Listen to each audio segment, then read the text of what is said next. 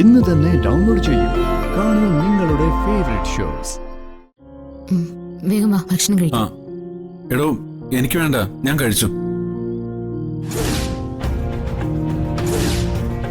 എവിടുന്ന് കഴിച്ചു? വീട്ടിൽ നിന്നും കഴിച്ചില്ലെന്ന് അമ്മ പറഞ്ഞല്ലോ.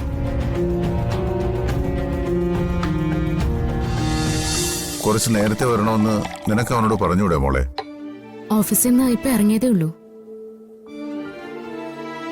പിന്നെ വീട്ടിൽ പോയി എനിക്കുള്ള കുറച്ച് മരുന്നും കൂടി എടുത്തിട്ട് സച്ചേട്ടൻ വരൂ. അർച്ചന എന്തായി പറയുന്നത്? സച്ചി ഓഫീസിൽ നിന്ന് നേരത്തെ ഇറങ്ങിയതാണല്ലോ.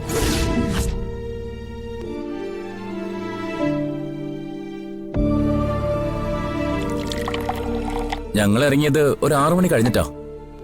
സച്ചേട്ടൻ ഒരു 4-4:30 പോയി. എന്തോ ഫോൺ വന്നിട്ട് അത്യാവശ്യമുണ്ടെന്നും പറഞ്ഞാ പോയത്.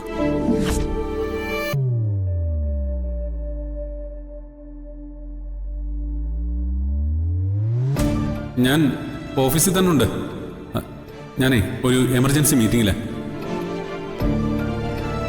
സച്ചേട്ടൻ ഓഫീസിൽ നിന്ന് ഇറങ്ങാറായോ? ഒരു 10-15 മിനിറ്റിനുള്ളിൽ ഇറങ്ങും. അവൻ നേരത്തെ ഇറങ്ങി വൃന്ദാവനത്തിൽ പോയി കാണും. അവിടെ ചെന്ന അത്താഴം കഴിക്കാതെ കമല അവനെ വിടുമെന്ന് തോന്നുന്നുണ്ടോ നിങ്ങക്ക്?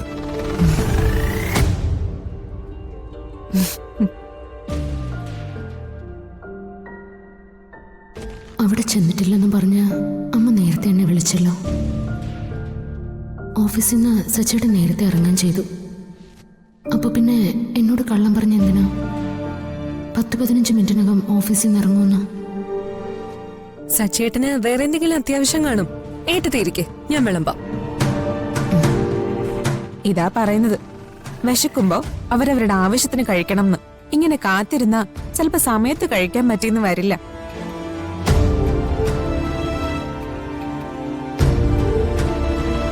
വിശന്നിട്ട് വേറൊരാൾക്ക് വേണ്ടി കാത്തിരിക്കുന്ന പരിപാടി എന്നെ കൊണ്ട് പറ്റില്ല. എനിക്ക് വിശന്നാ ഞാൻ അപ്പ കഴിക്കും.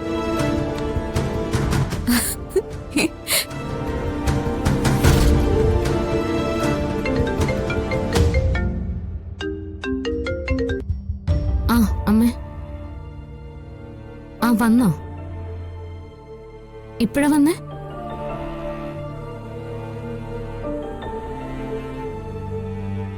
എല്ലാം കൊടുത്തുവിട്ടിട്ടുണ്ടല്ലോ അല്ലേ? സച്ചിൻ അവിടെ നിന്ന് എന്തെങ്കിലും കഴിച്ചോ?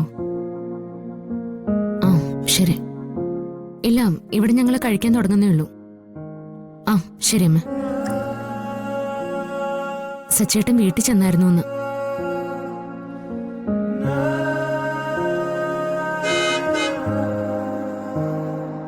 സച്ചി വന്നെന്ന് തോന്നുന്നു.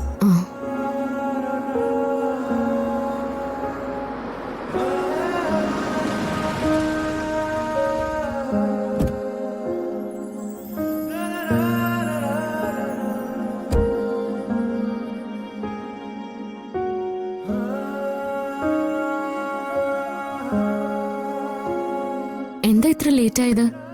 15 മിനിറ്റിനുള്ളിൽ ഇറങ്ങുമെന്ന് പറഞ്ഞിട്ട് വീട്ടിൽ ചെന്നാൽ ലേറ്റ് ആയിട്ടാണല്ലോ. അത് പിന്നെ ഇറങ്ങുന്ന സമയത്ത് ഒരു എമർജൻസി മീറ്റിംഗ് വന്നു. മെഡിസിൻ എടുക്കാൻ പോകാൻ ലേറ്റ് ആയാലും കുഴപ്പമില്ലല്ലോ. പക്ഷെ ആ മീറ്റിംഗ് ഒഴിവാക്കാൻ പറ്റില്ലായിരുന്നു. വേഗം വാ, ഭക്ഷണം കഴിക്കാം. എടോ, എനിക്ക് വേണ്ട, ഞാൻ കഴിച്ചു.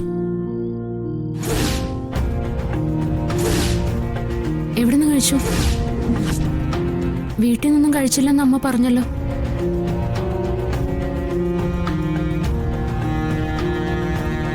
എടോ, എനിക്കിപ്പോ വിശപ്പില്ല. ഒരു ഫ്രണ്ടിനൊപ്പം പുറത്തൊരു ഹോട്ടലിൽ വരെ പോകേണ്ടി വന്നു. അവിടുന്ന് കഴിച്ചു. രാത്രി നീ പുറത്തുനിന്ന് കഴിക്കുന്ന പതിവില്ലാത്ത കാര്യമാണല്ലോ. ഇന്ന് എന്തു പറ്റി? ഒന്നും പറ്റിയില്ല, കഴിക്കേണ്ടി വന്നു.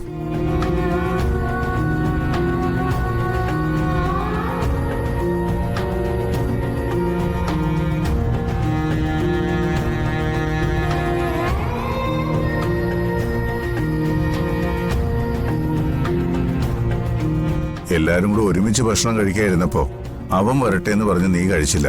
ഇപ്പൊ എന്തായി? മോളെ, ആഹാരം കഴിക്കാൻ ആർക്കു വേണ്ടിയും കാത്തിരിക്കരുത്. അവരവരുടെ സമയത്തിനനുസരിച്ച് കഴിക്കുന്നതാണ് നല്ലത്. പുറത്തു പോയിട്ട് വരുന്നവരൊക്കെ കഴിച്ചിട്ടാണോ അല്ലയോ വരുന്നതെന്ന് നമുക്കറിയില്ലല്ലോ. മോള് ചെന്ന് കഴിക്കേ. എന്റെ വിശപ്പ് പോയേച്ചാ.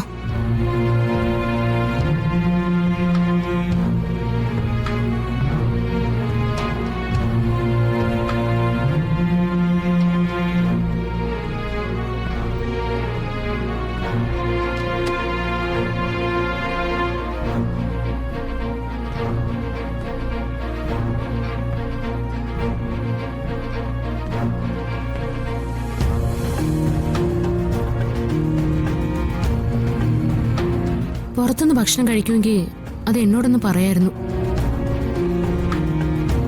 ഞാൻ വിളിച്ച് ഓർമ്മിപ്പിച്ചില്ലായിരുന്നെങ്കിൽ വീട്ടിൽ പോയി മരുന്നെടുക്കുന്ന കാര്യം പോലും മറന്നുപോയേനെ. ഭക്ഷണം പുറത്തുനിന്ന് കഴിച്ചെന്ന് ഇവളോട് കള്ളം പറയേണ്ടിയിരുന്നില്ല. എന്താ സച്ചിട്ടൊന്നും പറയാത്തെ? എന്റെയും കുഞ്ഞിന്റെയും കാര്യമല്ലാതെ എന്താ സച്ചിൻ ഇത്രയും വലിയ കാര്യങ്ങൾ ഓർക്കാനുള്ളത്?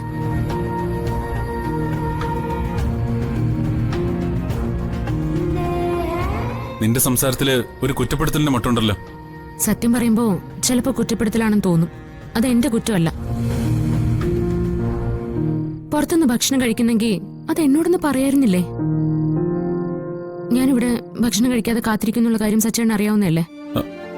സോറി, ഞാനത് മറന്നു. താനിതുവരെ ഭക്ഷണം കഴിച്ചില്ലല്ലേ? വാ, ഞാൻ വിളമ്പിത്തരാം. വേണ്ട. എന്നു മുതലാ സച്ചേട്ടൻ ഇങ്ങനെ മാറാൻ തുടങ്ങിയത്? എന്ത് മാറ്റം? എടോ, എനിക്കൊരു മാറ്റവും ഇല്ല. താൻ എന്തൊക്കെ ആലോചിച്ചു കൂട്ടി ഇങ്ങനെ സംസാരിക്കുന്ന എന്തിനാ? ഒക്കെ തനിക്ക് തോന്നുന്നതാ. ഫോൺ വിളിക്കുമ്പോ എടുക്കുന്നില്ല. ഇനി എടുത്താൽ തന്നെ 1-2 വാക്കുകളിൽ സംസാരം അവസാനിപ്പിക്കാനുള്ള ധൃതിയും.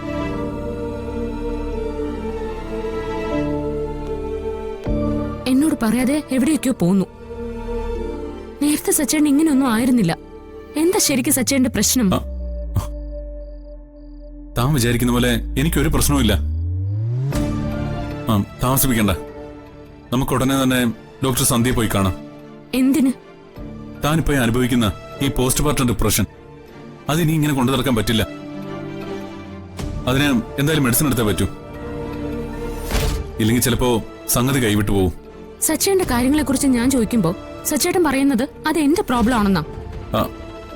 ഇതങ്ങനെ പ്രോബ്ലം ഒന്നുമല്ല. ഞാൻ ആദ്യം ഒന്ന് കുളിച്ചിട്ട് വരട്ടെ.